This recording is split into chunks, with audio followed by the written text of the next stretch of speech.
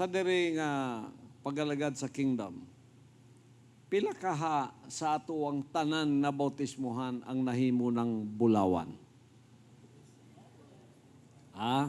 Pag gidawat ninyo akong sulti, o inyong gituman, mahimo mong bulawan. Kay kining mga sulti ni Jesus Christ, ug ang mga apostoles niya, gisulayan ni sa kalayo. Giaginig kalayo. Tungod aning ilang gipangsulti, si Pablo putlagliog. Si Pedro gilansang gituwad. Si Jesus Christ gilansang sa krus, siya na lang na ginusara. Tungod sa ilang mga pulong.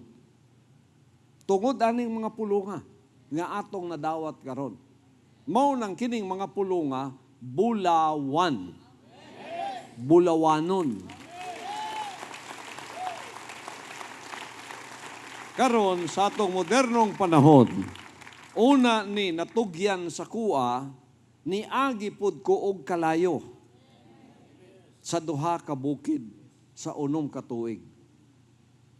Una na ako nadawat ang revelation. Una napadayag sa kuha. Una nahimong akong kinabuhi ang mga pulong ni Jesus Christ. Gipaagi usab ko og kalayo. Kalayo.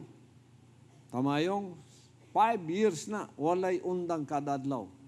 Kalayo sa paglutos, kalayo sa panghimaraot. Di wala na lang itugutan nga mamatay ko pisikal kay nahuman naman to sa mga apostoles. So spiritual na ning akong nadawat.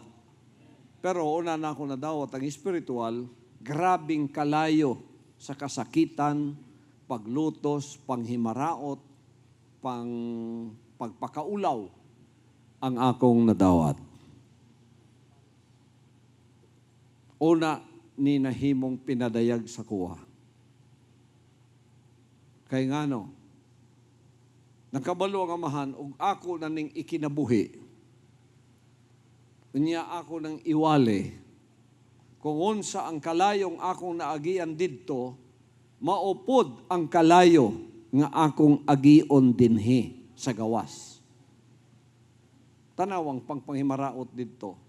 Ang mga yawa nga nang bisita sa kuwa didto. Ang mga pagdaot, ang mga pagpakaulaw. Maurag yapon ang mga pagdaot o pagpakaulaw nga akong ginadawat karon, di ba? Pero naunsa man ko, wala. Kay anad naman ko sa kalayo.